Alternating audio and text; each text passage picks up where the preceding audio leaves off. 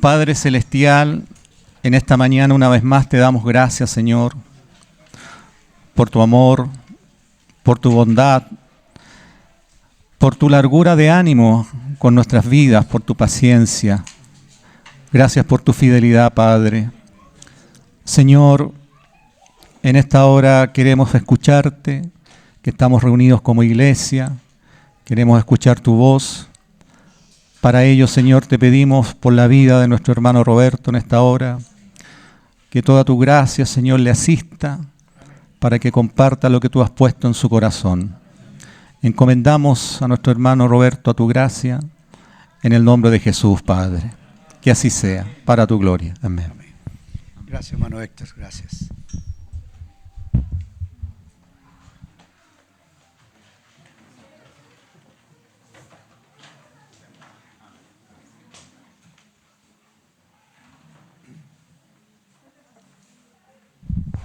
Amén, es una alegría ver el rostro de cada uno de ustedes, hermanos y hermanas. Y lo que voy a compartir no es algo nuevo, quizás me lo han escuchado en otras ocasiones, pero siempre vale la pena volver a escuchar cosas que uno ya sabe para afirmar más todavía el corazón. Y voy a tomar algunos textos en la epístola a los Efesios, en el capítulo 4.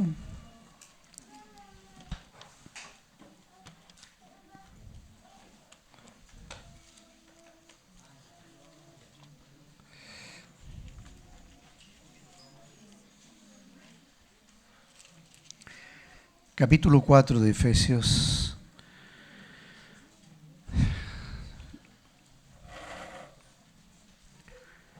Nos pide en el verso 3 lo siguiente.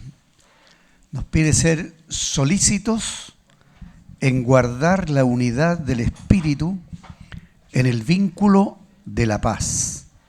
Solícitos en guardar la unidad del Espíritu en el vínculo de la paz. Padre, te damos gracias una vez más por esta comunión que tenemos contigo y entre nosotros, porque nos has atraído hacia ti, nos has redimido, nos has vuelto a unir a ti. Estábamos muertos en delitos y pecados, pero Cristo nos levantó a la vida y ahora estamos unidos a ti, Padre. Gracias por esta bendición tan grande. Que esta palabra que vamos a compartir pueda servir para confirmar más esta realidad. Amén. Amén. He hablado en algunas ocasiones en qué consiste la muerte. La muerte aparece en la Biblia de 4 maneras. Nacemos todos los seres humanos muertos en nuestro espíritu. Esa es la primera muerte que se anuncia en la Escritura. El estigma de la muerte viene con nosotros desde que nacemos. Luego hay otra muerte, esa es la muerte del espíritu. Ahora, esa muerte tiene solución porque cuando conocemos a Cristo, el espíritu de vida en Cristo nos resucita internamente y nuestro espíritu resucita, ¿no? Eso es el nuevo nacimiento o lo que se llama regeneración. Esa es la conversión, ¿verdad? Así que esa muerte tiene solución. La segunda muerte que se ve en la Escritura es una muerte voluntaria, es la muerte del alma. Y el Señor nos ofrece la cruz para que nosotros, al negarnos a nosotros mismos, nos dice que tomemos la cruz cada día y le sigamos a Él. Así que el que toma la cruz muere a sí mismo para vivir para Cristo, por Cristo. No significa extinguir el alma, significa el alma subyugada al espíritu. Y ahí se produce internamente una armonía. Cuando el espíritu nuestro, el espíritu humano, resucitado, vivo para Dios, unido al Espíritu Santo, y nuestro corazón se abre para dar prioridad a esta realidad espiritual, el alma se sujeta, el alma se somete al espíritu y hay una armonía entre el espíritu y el alma. Nosotros tenemos dos tipos de seres dentro de nosotros.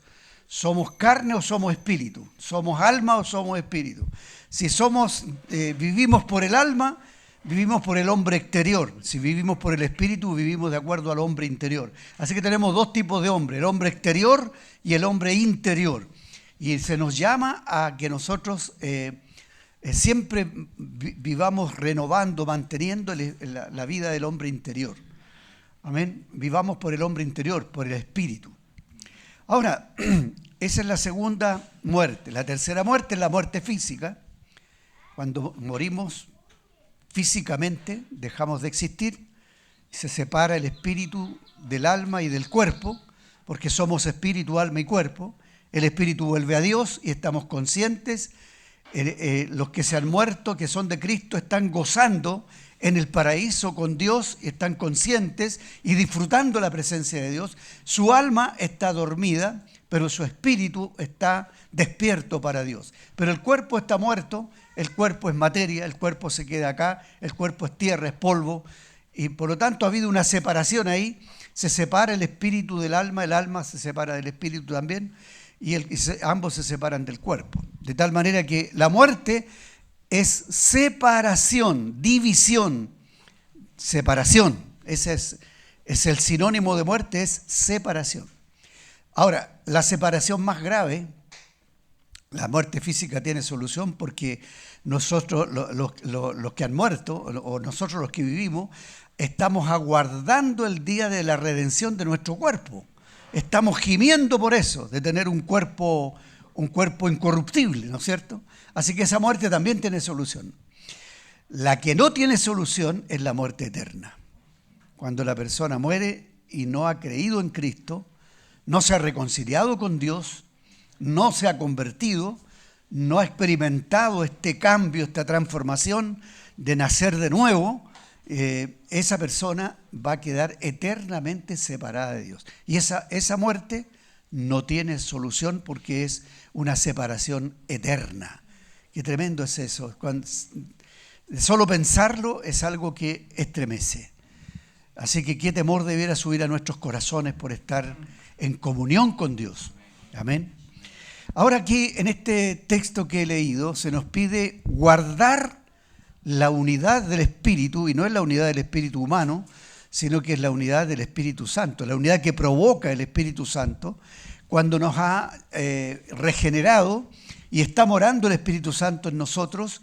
El Espíritu Santo nos vincula y hace que nosotros nos prestemos para vivir en unidad, porque lo natural del ser humano es vivir en discordia, es vivir peleando. Cuando uno estudia la historia de los pueblos, de los imperios antiguos, uno ve cómo estos pueblos, digamos, siempre querían dominar a los demás a través de la violencia, a través de la guerra, a través del militarismo, de las armas. Siempre la historia de la humanidad está llena de esas guerras, de estos actos violentos, macabros también. Entonces, la vida del ser humano es así porque la muerte está como un estigma metido en la naturaleza humana, y el ser humano entonces siempre está, por su manera de ser, por su manera natural de ser, siempre se está separando de los demás. Ahora, el orgullo más grande es cuando un ser humano logra tener cierto éxito y entonces quiere mostrar ese egocentrismo, a través de ese egocentrismo, quiere mostrar orgullosamente quién es él y cómo es él, y quiere imponerse sobre los demás. Y eso, ¿cuándo se generó y cómo se generó? ¿Cómo apareció ese estilo de vida, esa manera de ser del ser humano? Y cuando yo lo escudriño en la Escritura, lo pienso y lo medito una y otra vez, siempre voy a ese momento cuando se originó esta actitud de separación. Fue en el momento cuando el ángel principal, que estaba en el reino de los cielos, Había un solo reino, el reino de los cielos, el reino de la luz. En este reino, Dios había dispuesto que hubiera un ser de la población angelical que fuera el que presidiera a los ángeles, el jefe de la hueste angelical. Y este ser tenía la función de reunir los sonidos del universo y armonizar los sonidos del universo, y también invocar y convocar a los ángeles para que cantaran. Eran coros de antífonas en el cielo que cantaban siempre adorando a Dios. Las antífonas son un coro que canta una estrofa y el otro le responde por otro lado. Y así Dios fue adorado eternamente, aunque los ángeles tuvieron un comienzo, no fueron eternos. En algún momento empezaron a existir, pero en la eternidad pasada estos seres eran los que adoraban a Dios. Y este ángel, que era el que presidía el coro celestial, era el que los gobernaba. Los sonidos son cosas extraordinarias. Han habido músicos que han tratado de captar los sonidos que hoy día se pueden oír en el universo y han logrado hacer algunas melodías hoy día. Ahora, si nosotros tuviéramos oídos para escuchar el sonido de una ballena, las ballenas emiten sonidos que las ballenas lo escuchan a 1000 kilómetros de distancia. Nosotros no tenemos oído para escuchar eso. Pero los ángeles eran dirigidos por este ser que sí tenía oídos para escuchar esos sonidos, reunirlos de una manera armónica y poder generar un canto, una adoración, una alabanza al Dios eterno. Pero un día, y esto sucede de acuerdo a esto que les digo, Dios siempre que va a hacer algo hacia el futuro, siempre lo comunica antes a sus criaturas. Por ejemplo, cuando Él va a destruir Sodoma y Gomorra, Dios hace un soliloquio, una pregunta consigo mismo. Y dice, ¿encubriré yo a mi siervo Abraham lo que voy a hacer con Sodoma y Gomorra? ¿Encubriré? O sea, ¿voy a esconder lo que yo quiero hacer con estas dos ciudades? Y la respuesta es no. Entonces Dios llama a Abraham y le dice lo que va a hacer. Y dialoga con Abraham, ¿no es cierto? Y Abraham le pide que no lo haga. Pero la razón por la que Dios va a destruir las ciudades es tan fuerte, que Dios persiste en su decisión y lo hace. Pero primero se lo comunica a su siervo.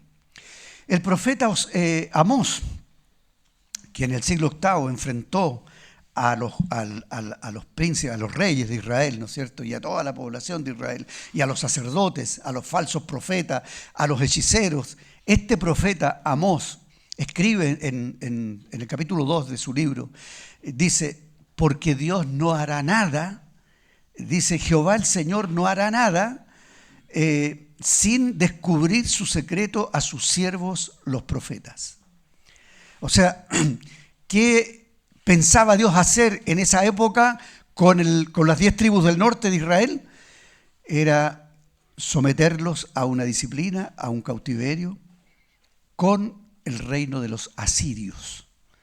Pero antes de hacer este juicio, Dios le comunica a sus siervos, los profetas, a todos los profetas que hubo en esa época, primero a Jonás, luego a Oseas, luego a Amós, Miqueas, Isaías, todos anunciaron lo que Dios iba a hacer con estas tribus, que las iba a someter al cautiverio, iban a ser exiliados, y iban a perderse para siempre, iban a ser esparcidos para siempre. Aunque no para siempre, porque solamente fueron como 40 y tantos mil los que fueron llevados prisioneros. El resto de los que quedaron en el norte viajaron hacia el sur y se unieron con Judá, y después vinieron los babilonios y se los llevaron cautivos a Babilonia, a todas las 12 tribus de Israel, por así decir. Así que no se perdieron las 12 tribus como algunos piensan. Las 12 tribus fueron conservadas en la parte sur. Sería largo explicar eso con más detalle, pero el asunto es que Dios comunicó a sus siervos los profetas lo que iba a hacer con Israel del norte y con Judá en el sur. Luego, de acuerdo a este principio que yo encuentro en la Escritura, Dios tiene que haberle comunicado a los ángeles lo que iba a hacer en el futuro, de crear a un ser a su imagen y semejanza, y seguramente surge un diálogo, de la misma manera como si ustedes leen digamos, los libros de los profetas que he mencionado, van a ver que dialogan con Dios, ¿no? Muchas preguntas respecto de lo que Dios quiere hacer. Seguramente los ángeles hicieron lo mismo, y el ángel principal fue el primero en preguntar, ¿para qué? ¿Cómo es que vas a hacer a un ser semejante a ti? Entonces, ¿con qué objetivo? Y la respuesta de Dios está clara en la Escritura. El objetivo es hacer una criatura conforme a la imagen y semejanza de Dios, de acuerdo al consejo eterno, porque eso estaba acordado en el consejo eterno, antes de crear a los ángeles.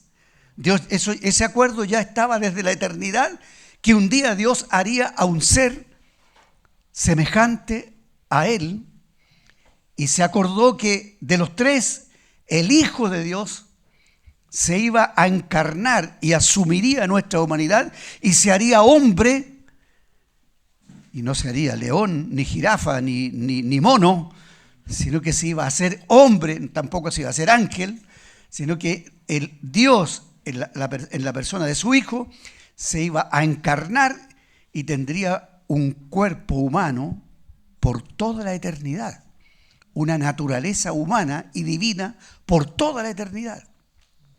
Eso fue acordado antes de la creación de los ángeles. Pero cuando Dios lo comunica, todavía no lo ha hecho, y primero crea a los ángeles, les comunica a los ángeles lo que va a hacer en el futuro, y los ángeles están llenos de preguntas. Entonces dice Dios que el acuerdo es, vamos a hacer a un ser conforme a nuestra imagen, conforme a nuestra semejanza. ¿Y con qué? ¿Pero qué más? ¿Por qué? ¿Por qué tienes ese objetivo? Entonces Dios le dice, vamos a compartir con ellos nuestra imagen, nuestro reino, la gloria, la vida. Vamos a compartir con esta criatura el reino y la gloria. Ay, ay, ay. Y se preguntan, ¿y nosotros qué? ¿Cómo es que vas a compartir con el reino con ellos si nosotros somos el reino contigo? ¿Qué va a ser de nosotros? Entonces viene la respuesta según Hebreos capítulo 1. La respuesta es, ustedes fueron creados para servirle a ellos. Ustedes fueron creados, los ángeles fueron creados para servir a los que serán herederos de la salvación. ¿Es usted un heredero de la salvación? ¿Usted está señalado como un heredero o una heredera de la salvación? Sepa que los ángeles fueron diseñados, creados para servirle a usted. No nos damos cuenta, quizás cuántas veces nos han servido. Pero llegará el día que nos vamos a ver, vamos a estar con ellos, y quizás cuántos ángeles Dios nos va a colocar a nuestro lado para que les sirvamos en el reino, junto a ellos, sirviéndole al Señor. Pero aprenderemos nosotros en esta escuela de la vida en que Dios nos ha puesto a ser humildes, a ser misericordiosos, a ser mansos, a no ser soberbios, ni altivos, ni orgullosos, porque eso genera separación. Pero cuando tenemos las cualidades de Cristo, eso genera unidad. Ahora bien, ahí se produce la separación. El ángel y los que le siguieron, el ángel principal y los que le siguieron, este ángel llamado Apolión, Abadón, que significa destructor, vino a la tierra, castigado a esta tierra, porque de alguna manera él tenía un lugar en esta tierra, o tenía acceso a esta tierra.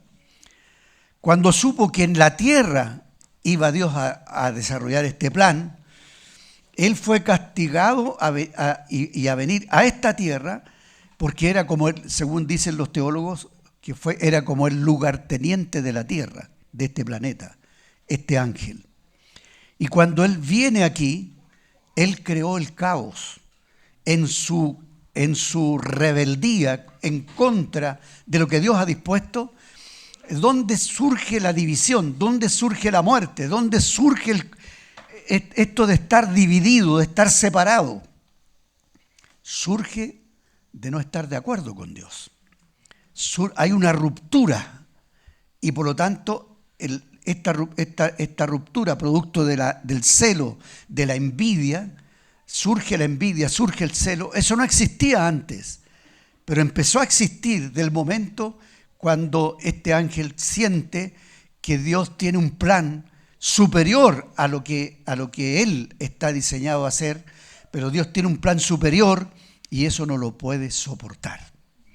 Se revela, lo sigue una cantidad, un tercio de la hueste angelical. Vienen a la tierra y destruyen la tierra, destruyen esta creación, y por eso entonces podemos ver hoy día la evidencia de esa destrucción en los museos.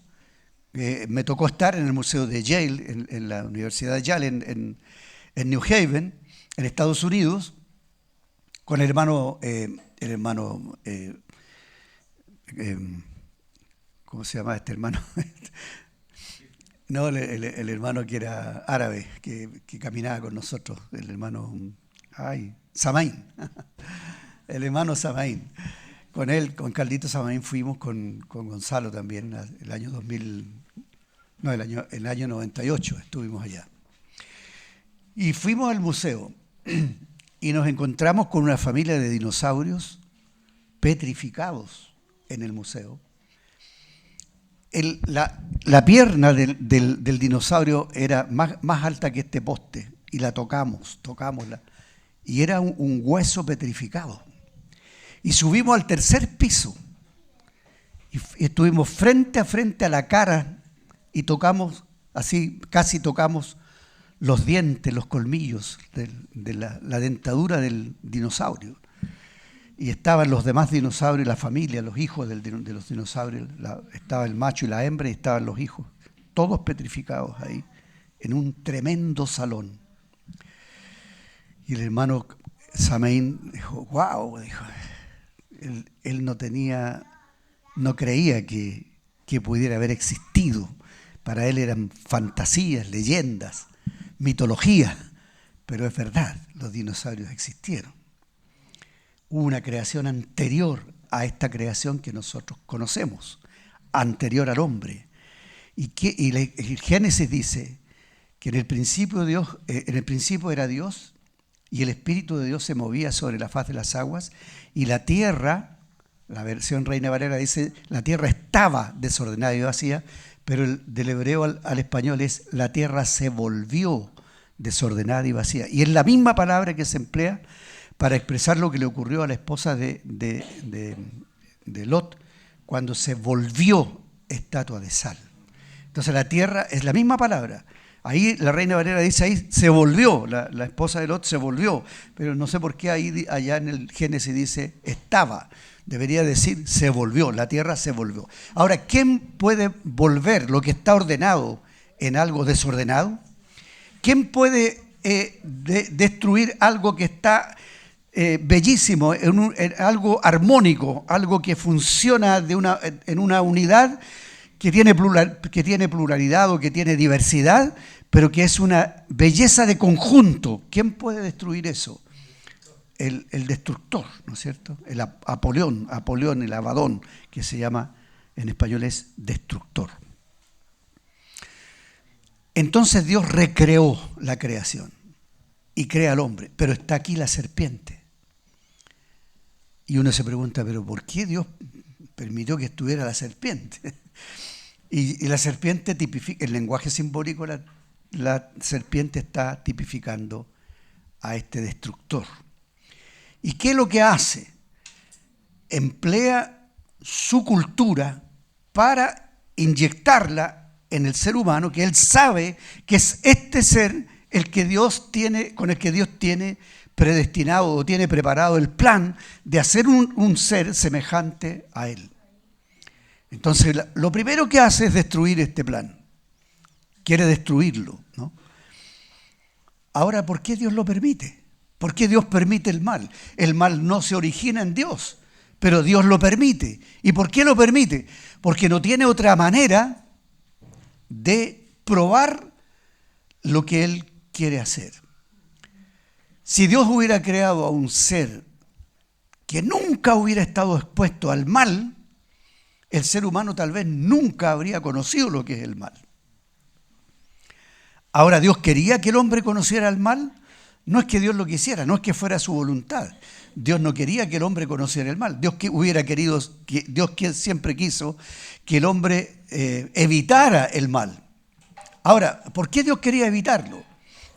Pero por otro lado, y es un poco complejo entenderlo, porque si el ser humano hubiera sido creado, predeterminado para no conocer el mal o no hacer nunca el mal, no experimentar nunca el mal, el ser humano hubiera sido una especie de marioneta en las manos de Dios.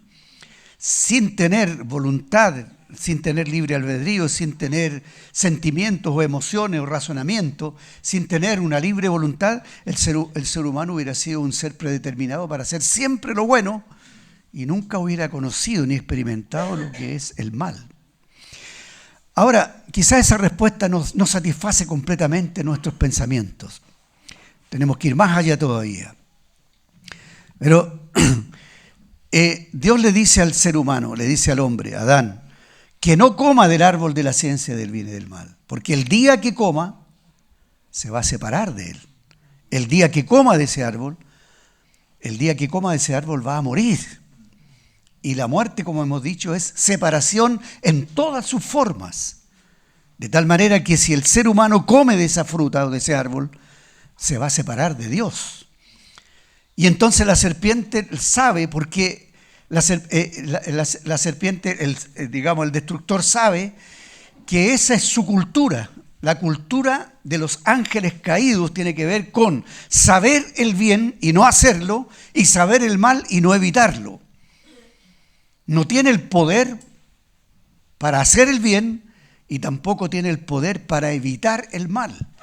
Entonces el ser humano cae en esta trampa y el enemigo siempre va a usar la mentira, el engaño, la sutileza, la intimidación. Va a usar una serie de maneras de conseguir que el ser humano le siga a él. Porque cuando él no está de acuerdo con Dios, él se convierte en Dios. Cuando este enemigo de Dios se vuelve enemigo de Dios, quiere colocar a Dios debajo de él. Y toda la creación quiere tenerla debajo de él. Él quiere tener el dominio, el control de todas las cosas. Es tremendo cuando uno estudia lo que fueron los dioses de la Mesopotamia, que fueron las primeras civilizaciones, los sumerios, los caldeos. Todas estas civilizaciones que tuvieron estos dioses, Dios del mar, Dios de la muerte, Dios de la vida, Dios de la sequedad, Dios de la fertilidad, una cantidad de dioses. El ser humano se imaginaba que los dioses tenían que ver con la naturaleza, ¿no?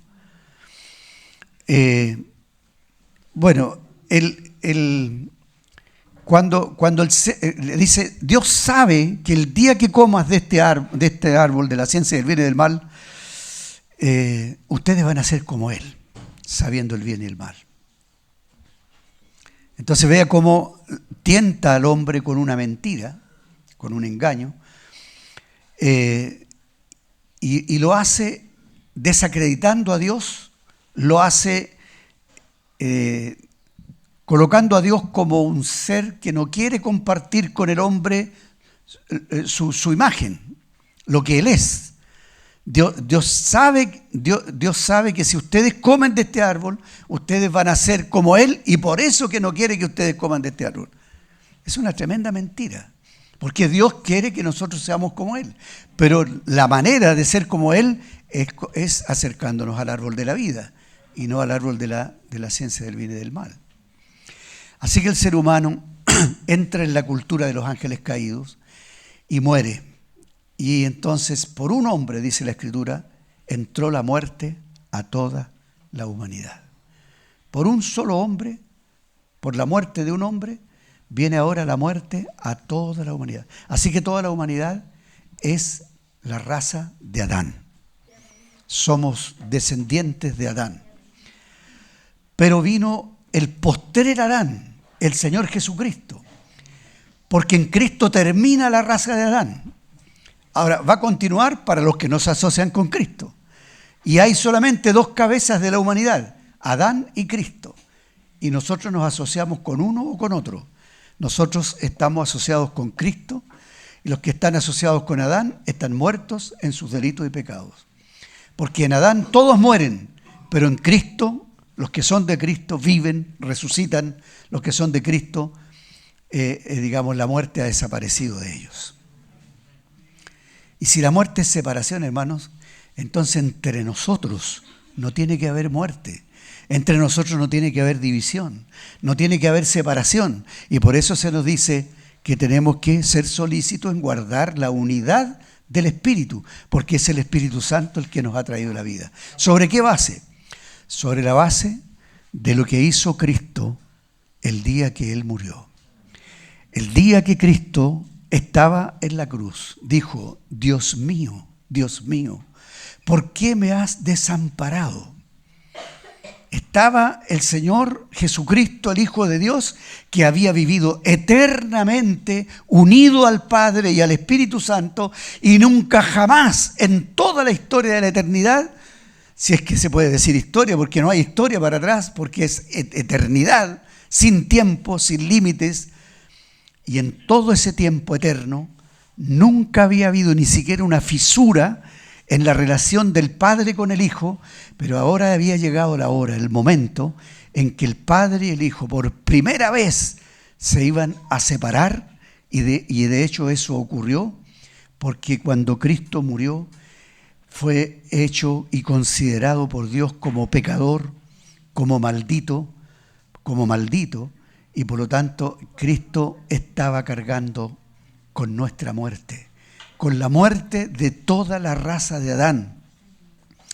Entonces, cuando Dios ve a Cristo de esa manera, ve a la humanidad de esa manera. Pero entonces Cristo es nuestro vicario, es nuestro representante. Él tomó nuestro lugar, Él murió nuestra muerte, Él sufrió nuestras heridas, Él llevó nuestras culpas, y por lo tanto, por esa razón, existió en ese momento esa separación entre el Padre, el Hijo y el Espíritu Santo. Pero como Cristo no tenía pecado y la muerte solo puede retener a los pecadores, la muerte no lo pudo retener. Y por eso Cristo fue levantado por el Espíritu Eterno en una tremenda resurrección. La muerte de Cristo destruyó la muerte y al imperio de la muerte, y logró abrir las cárceles de los espíritus que estaban encarcelados y liberarlos para llevarlos a la gloria, y subió en resurrección gloriosa, ascendió a los cielos, y aunque los ángeles enemigos, los demonios quisieron detener el ascenso de Cristo al cielo, Él rompió esas redes y llegó a las alturas, a lo más alto, subió a lo más alto y fue entronizado en los cielos y coronado con una corona de honra y de gloria. Y Dios consiguió el eterno propósito de tener un hombre sentado a su diestra. Y la garantía de que tú y yo estamos ahí es que Cristo pactó eso con el Padre en nuestro favor, y de tal manera que nosotros hoy día tenemos los favores y las misericordias de Dios con nosotros. Si tú no has tenido todavía una comprensión, una credibilidad, una valoración de lo que hizo Cristo por la humanidad, estás todavía en la raza de Adán. Pero para trasladarte de Adán a Cristo, tienes que creer en lo que Cristo hizo por la humanidad. Tienes que encontrarte con Cristo, tienes que unirte a Cristo. Estás separado de Cristo si no lo conoces, y por estar separado de Cristo estás separado de Dios el Padre, estás separado del Espíritu Santo, estás separado, y por lo tanto tu vida no tiene sentido si estás separado de Dios y estás separado de la iglesia, que es el cuerpo de Cristo. Si estás separado, entonces estás muerto. Y tal vez, claro, tienes una vida solamente anímica, biológica, una vida intelectual, racional, pero no tienes vida eterna todavía si no tienes este encuentro con Cristo. Fíjate que se nos dice en el verso 13, dice, se nos da una larga lista de razones por las cuales tenemos que estar unidos, que tenemos que tener un Señor, un bautismo, una fe, un Dios y Padre de todos.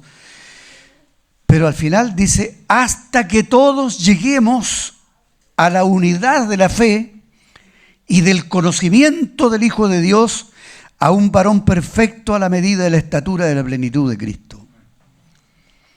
Entonces, se nos pide ser solícito en guardar la unidad del Espíritu en el vínculo de la paz, hasta que, o sea, se nos pide, hay un hasta que, y este hasta que es un punto en que tenemos que llegar a la unidad de la fe y del conocimiento del Hijo de Dios. Entonces, los cristianos han demostrado que aunque estamos unidos a Cristo y por estar unidos a Cristo somos del reino celestial y estamos en competencia con el reino de las tinieblas, somos del reino de la luz, estamos identificados, nuestra identidad es con el reino de Dios, con el reino de los cielos, el reino de la luz, contrario al reino de las tinieblas. Y por lo tanto, aunque ya estamos en este reino, todavía tenemos una naturaleza humana pecadora. Por estar en este reino no significa que nos hemos zafado completamente de la cultura de los ángeles caídos. Todavía tenemos problemas de que nosotros sabemos lo que es bueno y muchas veces no lo hacemos. Y sabemos lo que es malo y muchas veces no lo evitamos. Y en Cristo es posible hacer el bien, es posible evitar el mal. Cuando estamos revestidos de Cristo, cuando llegamos a la plenitud del conocimiento de Dios y del Señor Jesucristo, cuando estamos plenos, llenos de ese conocimiento, es que nos viene la gracia de resistir el mal y hacer el bien. ¿Qué quiere Dios de nosotros? Los profetas se preguntan una y otra vez, ¿con qué me presentaré delante de Dios? ¿Qué quiere Dios de mí? ¿Qué quiere Dios? ¿Qué espera Dios de mí? Hacer misericordia, hacer justicia y humillarte ante tu Dios. Humillarte ante tu Dios. ¿Y qué es humillarte ante Dios? Es caer rendido ante su grandeza. Bendito sea el Señor. La muerte fue vencida. Y esta es la unidad de la fe que tenemos los cristianos. Porque en la debilidad nuestra se ha mostrado a través de los siglos las distintas razones por las cuales los cristianos se separan. Los hermanos de Plymouth, o Plymouth, como se pronuncia, no sé bien cómo se pronuncia, estos hermanos que se conocen como los hermanos libres también, que vienen de la línea de Nelson Darby, estos hermanos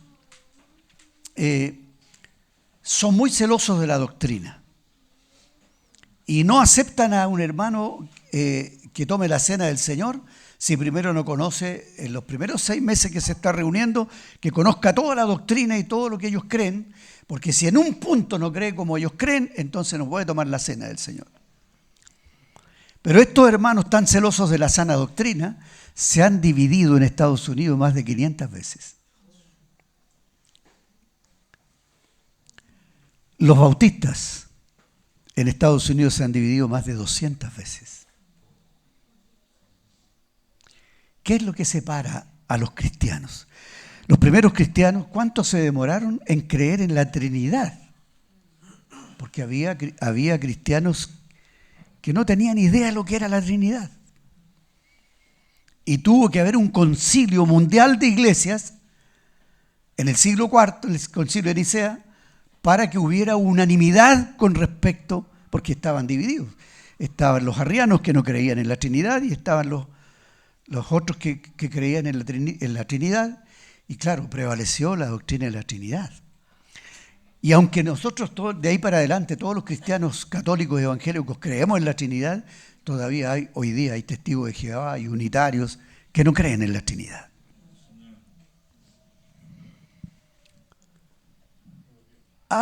¿Cuánto se demoraron los cristianos para conocer a Cristo? ¿Quién es Cristo? Y había una doctrina herética, hereje, la de los ¿cuántos se llamaban estos? Los que creían solamente en la humanidad de Cristo, ebionitas, eran los que venían de esta iglesia de Antioquía, que en su mayoría eran judíos, que decían que Cristo era una excelente persona, que no había nadie más extraordinario que Cristo, con una naturaleza humana extraordinaria, pero no divina, no Dios. Hombre extraordinario, pero no Dios. Eso creían los ebionitas. Pero los otros que venían de la iglesia de Alejandría, que eran griegos de cultura griega, cultura helénica, que eran más racionales, por así decir, no, es que un hombre no puede caminar sobre el agua. Entonces Cristo no puede haber sido un hombre.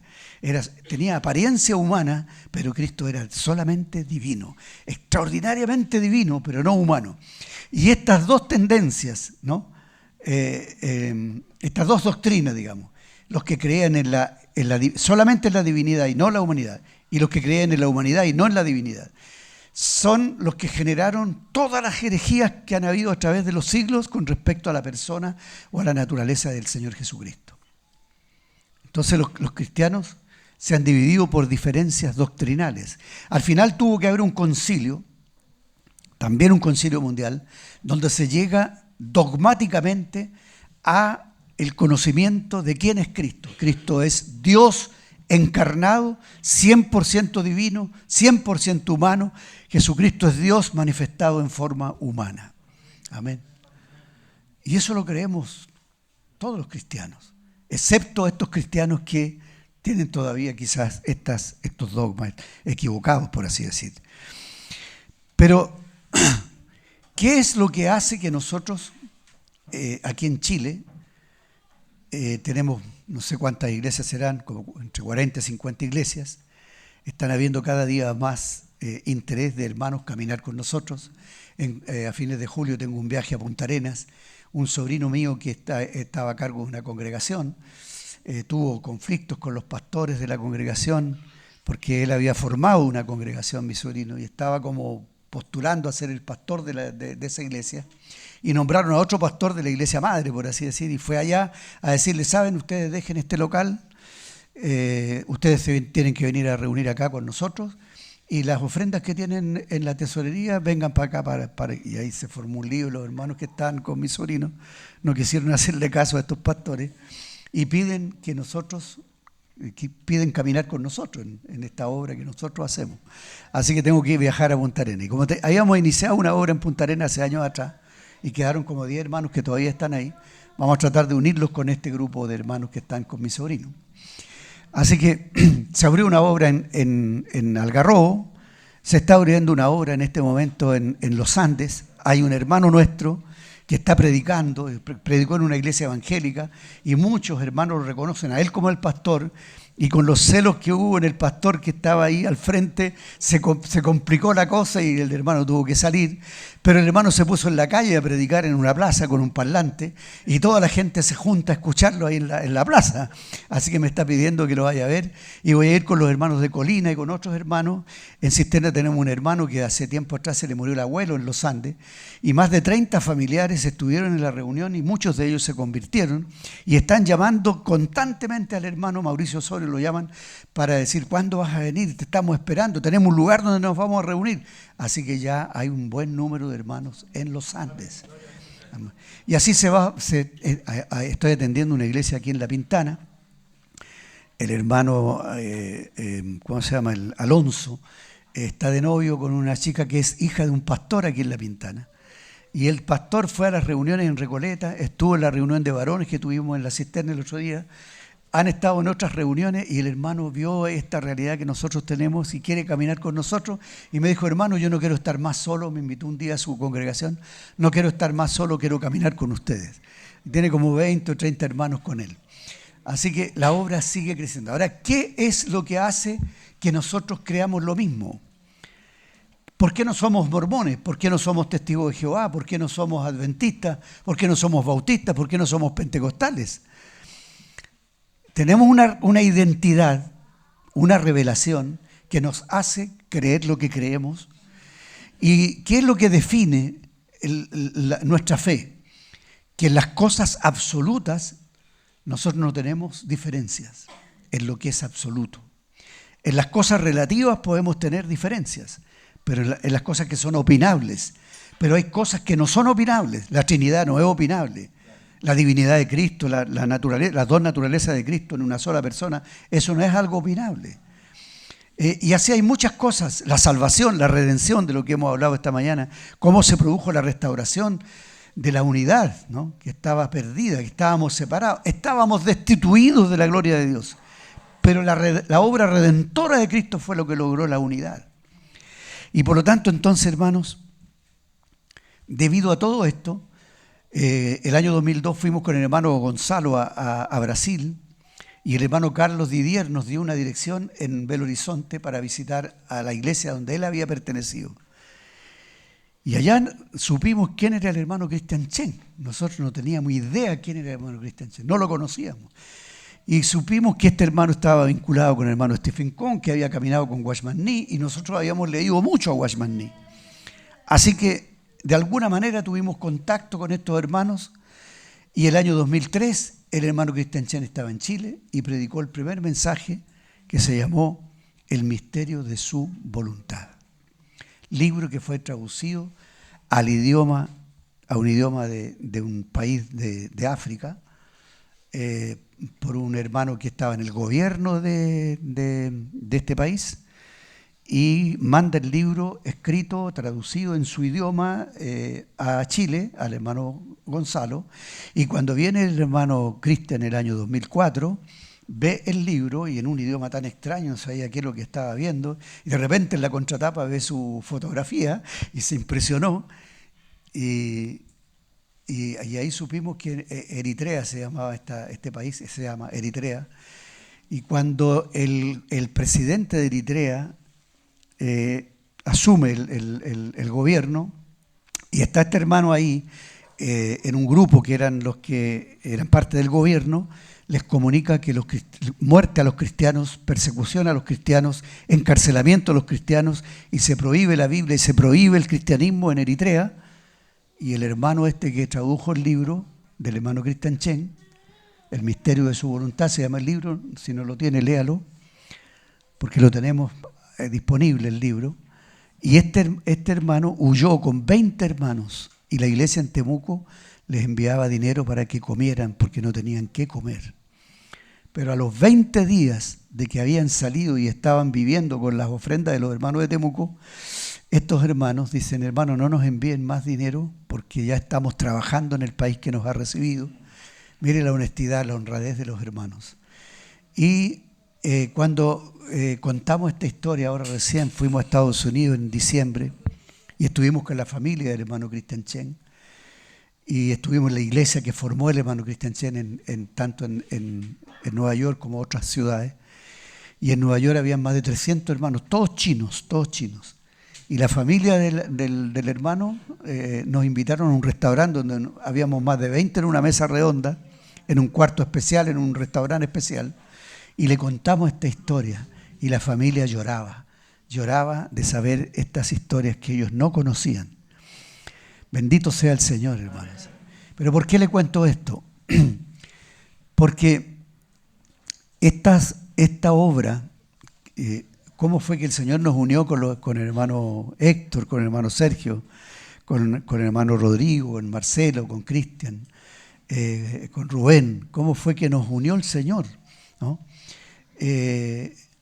Cuando Rubén, en una reunión de pastores de distintas denominaciones, en Colina, estábamos en Colina en una parcela, y delante de todos estos pastores estábamos tocando el tema de la unidad, y me dice a mí: Roberto, ¿tú crees que la salvación no se pierde? Y yo creo que la salvación se pierde. ¿Este es un motivo para estar separados, para no poder servir juntos al Señor? Y yo digo: no, porque lo que nos une es la vida de Cristo. Entonces, aunque esta doctrina puede ser una doctrina fundamental, pero ni siquiera tan fundamental, porque al final, digamos, a través del tiempo, de estos más de 20 años que llevamos juntos, no es una doctrina que nos divida, ¿no? Yo nunca había aceptado siquiera un punto en que la salvación se perdiera. Y últimamente he considerado eso y he visto que hay un punto en el que la salvación se pierde. Y es en Hebreos capítulo 10, cuando dice que habiendo conocido la plenitud de la verdad, la palabra plenitud no aparece en la Reina Valera, pero aparece en el original del griego, aparece que habiendo conocido la plenitud de la verdad, no hay más sacrificio por esa persona. Si se desvía, digamos. Y luego dice que el que hace afrenta al Espíritu de gracia y pisotea la sangre de Cristo, negando la Trinidad, negando a Cristo, ¿cómo puede ser eso? ¿Cómo puede haber salvación para una persona que pisotea la sangre de Cristo? ¿No? Entonces hay un solo pecado que no tiene perdón, y ese pecado es resistir al Espíritu Santo, ¿no? El que niega al Espíritu Santo está negando el mensaje del Espíritu, y el mensaje del Espíritu es, el ministerio del Espíritu es revelar a Cristo y formar a Cristo en nosotros. Entonces, quien rechaza al Espíritu Santo está rechazando a Cristo. Así que nadie que rechace a Cristo puede tener salvación. En todo lo demás, una persona puede caer, puede equivocarse, puede estar equivocado en alguna cosa, pero si se vuelve a Cristo, se vuelve al Señor y se arrepiente, entonces tiene el perdón del Señor. Entonces este es un llamado al arrepentimiento, hermanos. Luego termino con esto. Dice que todos tenemos que llegar a la unidad de la fe, al conocimiento del Hijo de Dios, ¿no? A la estatura de un varón perfecto. Eso está colocado al final porque es un proceso, ¿no? Por eso el hermano Watchman Nee escribió un libro que se llama Sentaos, andad, estad firmes. Y en el capítulo 4 de que estoy leyendo de Efesios, dice: yo pues preso en el Señor os ruego que andéis como es digno de la vocación con que fuisteis llamados. Entonces, andar, primero estar sentado. ¿Por qué sentado? Porque la obra no la hacemos nosotros, la hizo el Señor por nosotros. Luego, andar, esto es lo que ahora estamos haciendo, andar en Cristo, andar en la verdad, andar en amor, andar en la unidad del Espíritu. Este es nuestro andar hoy día. Y andar en la unidad de la fe. Pero mire cómo termina, dice: siguiendo la verdad en amor, crezcamos en todo en aquel que es la cabeza, esto es Cristo, de quien todo el cuerpo, este cuerpo que está en Temuco, que está en Concepción y que por la gracia de Dios está en Estados Unidos, está en Brasil, está en Paraguay, está en Ecuador, está en Colombia, está en Venezuela. Viene llegando el hermano Rubén de Venezuela, fue con el hermano Sergio Gómez, con otros hermanos, en un programa que hicieron y visitaron iglesias que nosotros hemos visitado y llevaron ofrendas, tenían dinero los hermanos, llevaron ofrendas, 300,000 pesos entregaban en cada lugar que iban, donaban 300,000 pesos porque la pobreza es tremenda allá. Dice, de quién todo el cuerpo. Y el cuerpo para nosotros es este conjunto de hermanos que el Señor nos ha unido de distintos contextos, culturales incluso, pero que se puede apreciar que tenemos una unidad de fe. Amén. Gloria al Señor por eso. Entonces dice, de quien todo el cuerpo, bien concertado, mire las palabras, hablan de unidad, ¿no es cierto? Que es contrario a la muerte. La unidad es contrario a la muerte. La muerte es separación, división. Pero la vida que nosotros tenemos habla de unidad, de armonía, de belleza, de conjunto.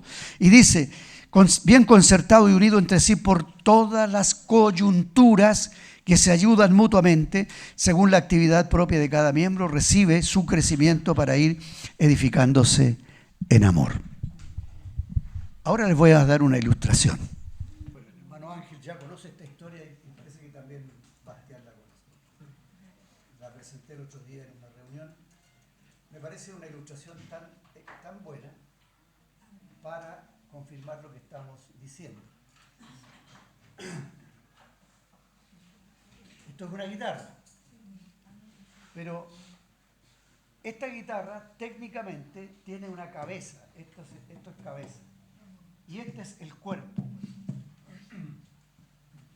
Según la palabra que leímos, se nos invita a estar relacionados en forma armónica con el cuerpo de Cristo. Ahora, esta cuerda nos representa a nosotros individualmente, te representa a ti o a mí. Y esta cuerda, que está suelta, pero está unida a la cabeza, pero no está unida al cuerpo. Si esta cuerda está así, no suena, no cumple la función, no tiene todavía la imagen de Cristo. Esta cuerda te representa a ti o a mí.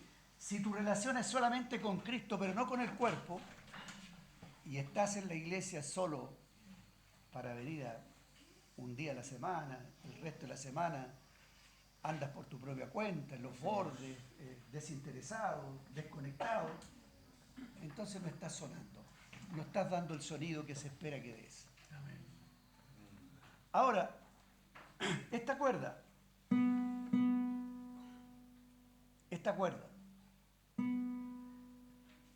aquí, unida a estas otras cuerdas, y junto a las demás cuerdas hace un sonido armónico. Pero esta cuerda,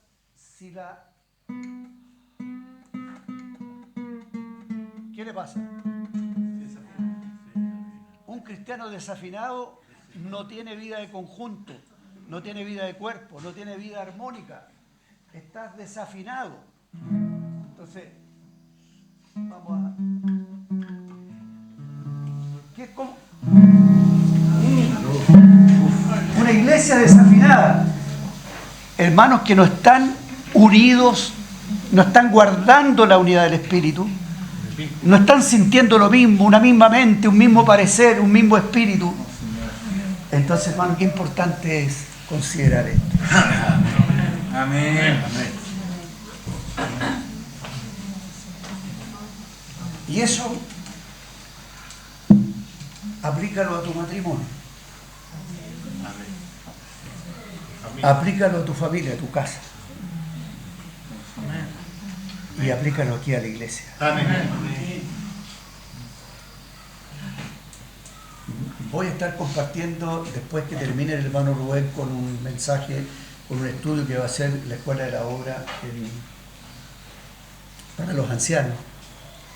Va a durar un poco más de un mes, cinco semanas. En agosto voy a iniciar un estudio de los profetas menores. Voy a compartir ampliamente lo que ocurrió en el siglo VIII antes de Cristo.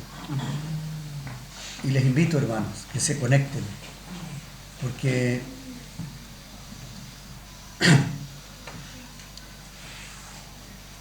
yo estoy muy sorprendido con lo que era la fe judía en ese tiempo. Los judíos mezclaron la fe en Jehová, la fe en Yahvé, la mezclaron con el baalismo. Y las ofrendas que presentaban a Baal, digamos, eran como si se las presentaran a Jehová. Confundían a Baal con Jehová. No hay tiempo para explicar eso ahora, porque es muy largo, ¿no? Pero voy a tocar ese tema. Y esa idolatría está metida hoy día en el mundo. Ese baalismo ha vuelto el baalismo a la humanidad. Vamos a ver esos dioses, esas diosas, donde el culto a Dios era toda una perversión y había desaparecido completamente la conciencia de quién era Dios. Y por eso Miqueas, o Micaías, o Micaj, como se dice en hebreo, significa el nombre Miqueas: ¿quién es como Jehová? ¿Quién es como Jehová? Es un profeta que Dios levanta para enfrentar esa ignorancia que hay porque han mezclado esos dioses paganos con el culto al Dios verdadero. Así que les invito, hermanos, vamos a orar al Señor. Padre, te bendecimos. Te damos gracias. Queremos caminar unidos, en una misma mente, en un mismo parecer, en el mismo Espíritu Santo, que habitó eternamente y habitará eternamente en ti, Padre. El bendito Espíritu de Cristo que mora también ahora en nosotros y que nos tiene unidos a ti, Padre, y que nos da la gracia de revelar a Cristo y formar a Cristo en nuestras vidas. Concédenos vivir una vida de armonía, una vida que tenga la belleza del conjunto, que nadie esté desdibujando tu imagen, que nadie se preste para estar desafinado en medio nuestro. Que cada uno de nosotros, con nuestros compañeros, con quienes partimos el pan, estemos viviendo una vida de cuerpo, una vida de iglesia. Amén. En el nombre de Jesús lo pedimos, Padre. Sí, Señor. Amén. Amén. Amén.